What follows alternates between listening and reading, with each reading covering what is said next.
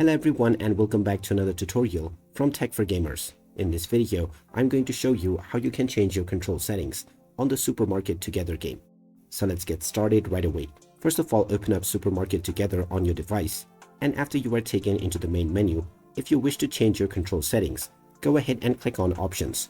Then from the Options page, you will see the Controls option. Click on Customize Controls, and now you can assign your desired buttons. You can also change the controller buttons if you have a controller. Now, you can assign up to 2 buttons for the same task. In order to assign a secondary button, you can click on the empty space, and once you are prompted to assign a new key, press your desired key before 5 seconds. You may also need to press and hold it, as shown by the instruction.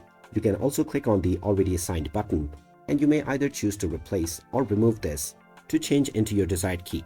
Once you click on Replace, you will once again need to press your desired new key before 5 seconds have passed. By following this step, you can reassign all of your buttons, and once you are done, click on the Done button at the top. Then click on Apply, and now your settings have been changed. You can now continue to play your game with your customized settings right away, and you may change this at any point of time in the future by following the same steps. So there you have it. That is how easy it is to customize your control settings on the Supermarket Together game. If you find this video helpful, don't forget to hit that like button and subscribe to our channel for more useful tips and tutorials. Thanks for watching, and I will see you again in the next video.